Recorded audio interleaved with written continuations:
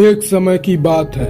आदिवासियों का कबीला एक विशाल, अनजान और घने जंगल के किनारे डेरा डाल रखा था। सर्दियों का मौसम करीब था और दिन ब दिन खाना कम होता जा रहा था।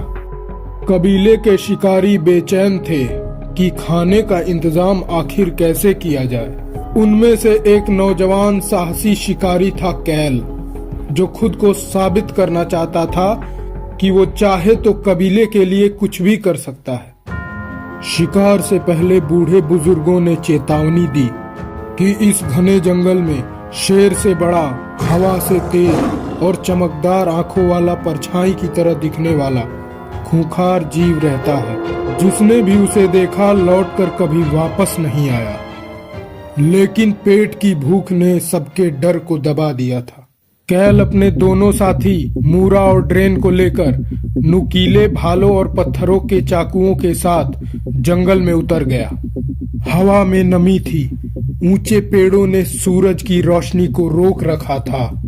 पत्तों की सरसराहट, पैर के नीचे टूटती लकड़ियां और दूर से भेड़ियों की आवाज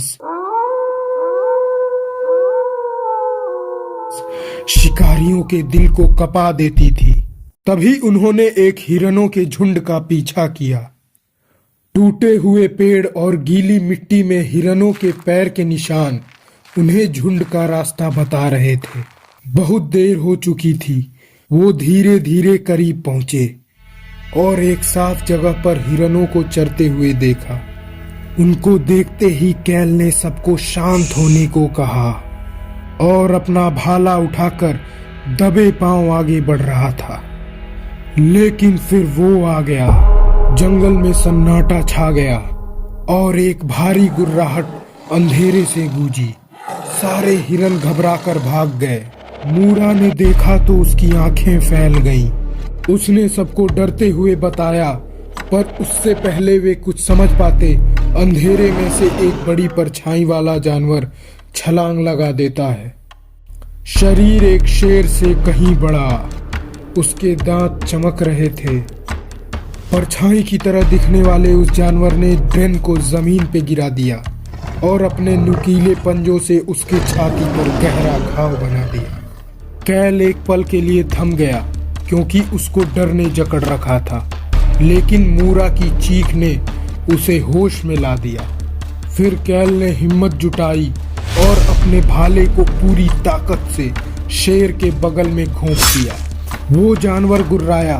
तभी मूरा ने एक पत्थर उठाकर उसके सिर पर मारा, जिससे ड्रेन को थोड़ा समय मिला और वह लहूलुहान हालत में पीछे हट गया। परछाई वाला जानवर घायल था, लेकिन गुस्से से भरा हुआ था। वह दाएं बाएं घूमते हुए अपने चमकीले आंखों से उन सबको घूर रहा था। कैल जानता था कि वो इससे भाग नहीं सकते, तो फौरन उसने अपनी जलती मशाल को उठाकर उस जानवर की तरफ लहराया। ये जंग भूख और डर के बीच थी। तभी कैल को पास में ही एक छोटी खाई दिखाई पड़ती है। कैल सबको लेकर खाई की ओर भागा। तीनों भागे और वो जानवर उनका पीछा कर रहा था। भागते ही भागते चालाकी से कैल ने तुरंत ही पीछे मुड़कर भाला पूरी ताकत से फेंका।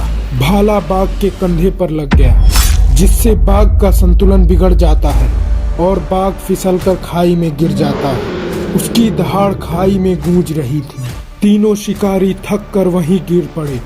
उनके शरीर थकावट और डर से कांप रहे थे।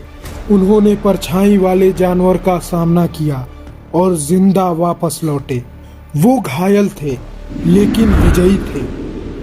कैल उस जानवर का विशाल दांत अपने साथ लाया था। दोस्तों, इसीलिए कहते हैं, पहले खतरे से बचो, लेकिन बचने का रास्ता न हो तो जी जान से, पूरी हिम्मत से मरते दम तक उसका सामना करो। मिलते हैं अगली स्टोरी के साथ। सब्सक्राइब और लाइक करना मत भूलना और अपने दोस्तों को जरूर शेयर करना।